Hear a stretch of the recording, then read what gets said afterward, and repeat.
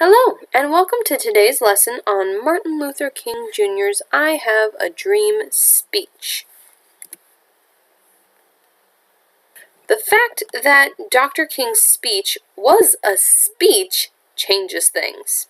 Speeches are different from other types of writing because speeches have to simplify, review, and signpost changes in topic. Today, we're going to discuss some of the ways they do this. Two specific things that can occur in both speeches and writing, but are more common in speeches, are periodic sentences and anaphora.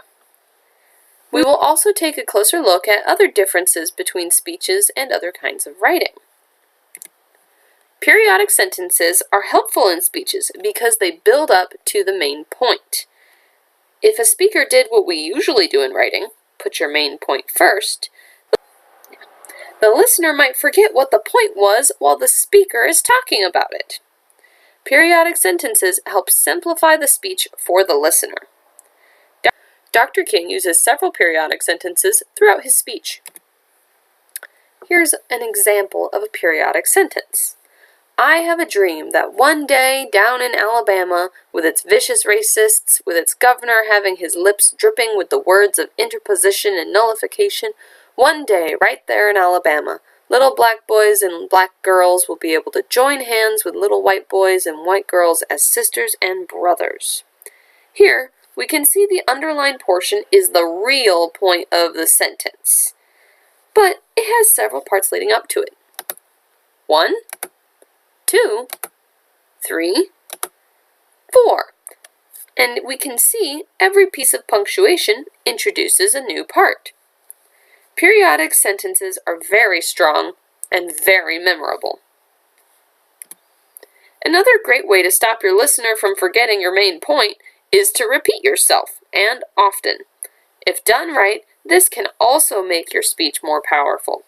Simply put, anaphora is when several sentences in a row all start the same way. Without reading through the whole thing, we can see that all of these sentences start with the same phrase, I have a dream. Dr. King uses the technique of anaphora a lot, as do many other public speakers. It's a simple way to bring power to what you are saying, and to make it memorable. Let's look at some more general differences between speeches and other kinds of writing. In a speech, you want to simplify, because people can't listen as fast as they read. Speeches need to condense their content and make it simpler, or else they'd be talking for hours. Other kinds of writing, on the other hand, elaborate. People read much faster than they can listen, so the goal with most written pieces is to have plenty of explanation and specific detail. In speeches, you want to review. The average short-term memory is only about 14 seconds, so if a speaker wants a point to be remembered, he has to repeat it several times. On the other hand, when you write, you want to connect your ideas, because people can go back and read the things they don't remember, so most pieces of writing just refer back to that earlier point. They don't need to repeat it exactly. In a speech, you want to signpost the changes in topic, because a speaker's words disappear as soon as they say them.